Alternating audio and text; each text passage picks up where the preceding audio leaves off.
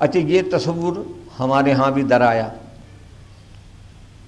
اور ہم نے بھی ازدواجی زندگی کو دنیا داری تصور کیا، اور اسی لیے جتنی خرابی ہمارے یہاں معاشرتی زندگی میں آئی وہ اسی تصور کی بنیاد پر آئی، اور یہ تصور اتنا ناقص، اتنا غیر فطری، اتنا ان نیچرل ہے کہ جو معاشرہ بھی اسے اپناتا ہے وہ بدکاری کے عذاب سے بچ نہیں سکتا۔ سارا یورپ اسی بدکاری کا شکار ہوا کہ انہوں نے رہبانیت کو تعلق باللہ کا ذریعہ سمجھا۔ اگر تعلق باللہ کا ذریعہ رہبانیت ہوتا تو فرشتوں نے تو یہی بات کہی تھی کہ ہم آپ کی وَنَحْنُ نُسَبِّحُ بِحَمْدِكَ وَنُقَدِّسُ لَكَ، ہم تو آپ کی حمد و ثنا کرتے ہیں، لہذا اس کی ضرورت کیا ہے۔ اگر ایک نئی مخلوق پیدا کرنے سے مراد صرف یہی ہے کہ آپ کی تحمید ہو، آپ کی تکبیر ہو، آپ کی تمجید ہو، آپ کی تحلیل ہو، تو یہ سارا کام تو ہم کر رہے ہیں۔ یعنی آدم کے ساتھ وہ ساری خصوصیات لگائی ہیں جو نفس سے تعلق رکھتی، لہذا کھانا کھانا، پانی پینا۔ انبیاء پر اعتراضات یہ ہوئے ہیں کہ اسے نبی کیسے مان لیں، کھانا کھاتا ہے، بازاروں میں چلتا پھرتا ہے، بیوی بچوں والا ہے۔ اللہ نے اس کا جواب دیا، ہم نے جتنے پیغمبر بھی بھیجے ہیں یاکلون الطعام، وہ سارے کے سارے کھانا کھانے والے تھے، کوئی ایسا نہیں بھیجا جس کے ساتھ پیٹ نہ لگایا ہو، اور کوئی ایسا نہیں بھیجا جس کے ساتھ نفس نہ لگایا ہو۔ لیکن نفس پر جو پابندیاں ہم نے لگائی ہیں ان کو مان کے زندگی بسر کرنے کا نام تعلق باللہ ہے۔ شادی کو نصف ایمان قرار دیا، ازدواجی زندگی کو نصف دین قرار دیا محمد رسول اللہ صلی اللہ علیہ وسلم، اور بہترین آدمی کی نشاندہی کی کہ تم میں بہترین آدمی وہ ہے جو اپنے گھر والوں کے لیے بہترین ہے، اور میں تم میں سب سے بہترین ہوں کہ میں اپنے گھر والوں کے لیے سب سے بہترین۔ ازدواجی زندگی کے سلسلے میں یہاں دو چیزیں ہیں جن کا یہاں ذکر آیا، ایک اللہ علی ازواجہم، کہ یہ پابندی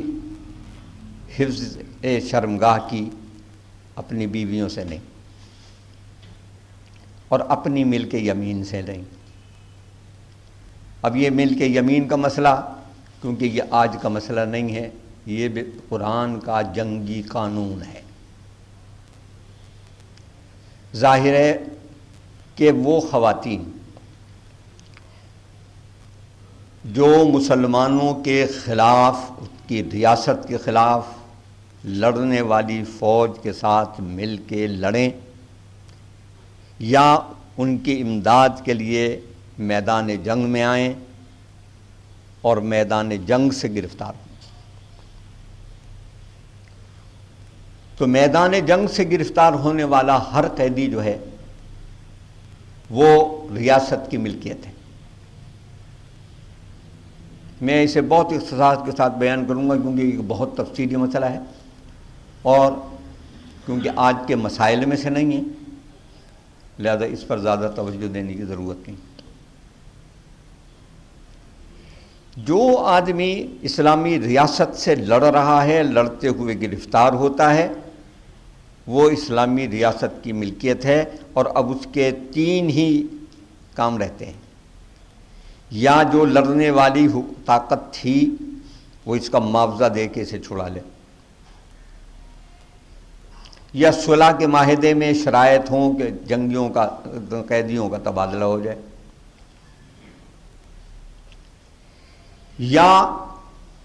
کسی اور صورت سے وہ ساری ریاست مفتوح ہو جائے اور یہ گرفتار ہونے والے از خود برضا و رغبت مسلمان ہو جائیں اور اسلامی ریاست ان کے اسلام ہونے لانے کی خوشی میں انہیں آزاد کر دیں۔ اسلام نے وہ کام نہیں کیا جو ساری دنیا کی قومیں جنگی قیدیوں کے ساتھ کرتی ہیں کہ غیر انسانی کیمپ بنائے جاتے ہیں جہاں انہیں سزائیں دی جاتی ہیں۔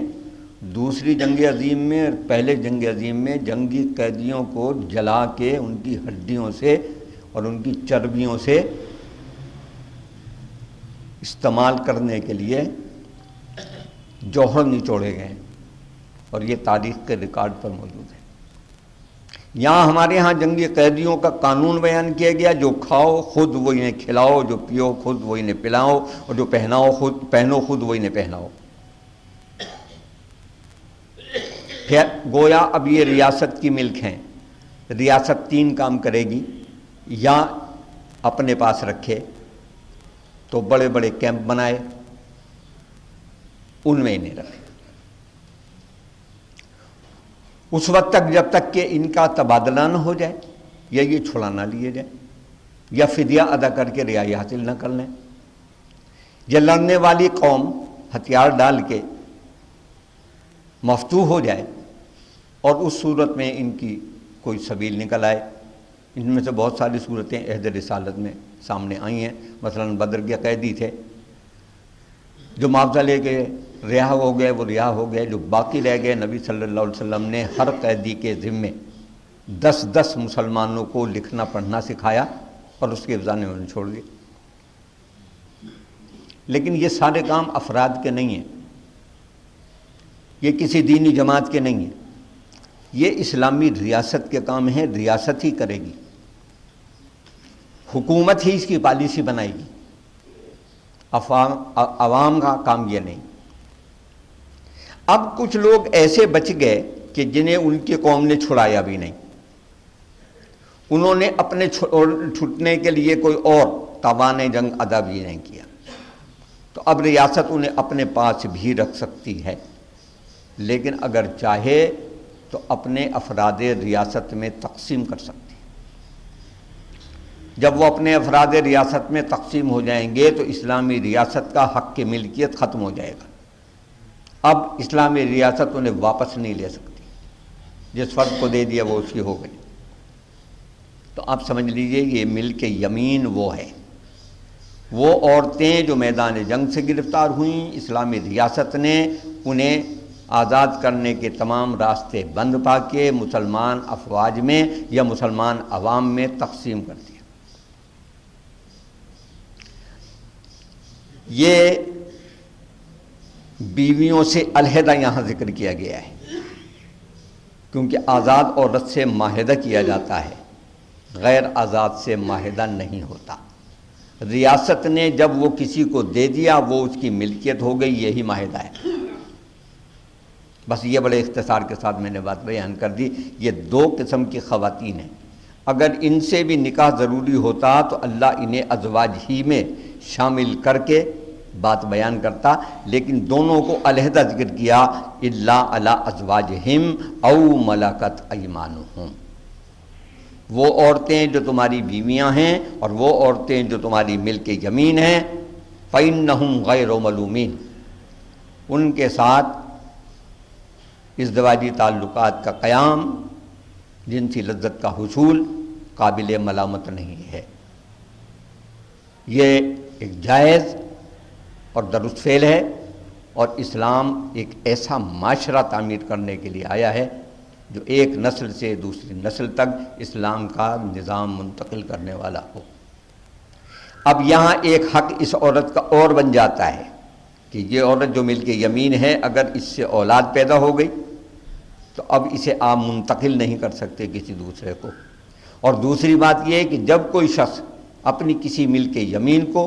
بطور اپنے حرم استعمال کرے گا تو اعلان کرے گا کہ یہ کنیز اب کنیز نہیں رہی، اب یہ میرے حرم میں شامل ہے، تاکہ سب کو گویا نکاح بھی ایک اعلان اور معاہدے کا نام ہے، اور ملک یمین کے ساتھ اس بات کا اعلان کہ اب یہ میری حرم ہے، یہ بھی ایک قسم کا نکاح ہی ہے، لیکن معاہدہ یک طرفہ ہے، 2 طرفہ نہیں۔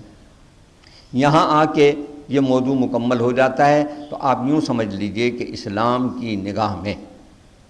یہ اللہ اللہ کرنا، حجرے آباد کرنا، جنسی زندگی سے اجتناب کرنا، لذت کشی کرنا، لذتوں کو چھوڑ دینا، چاہے وہ کھانے کی ہوں، چاہے پینے کی ہوں، چاہے نفس کی ہوں، اس کی ایک حد مقرر کی ہے اللہ نے۔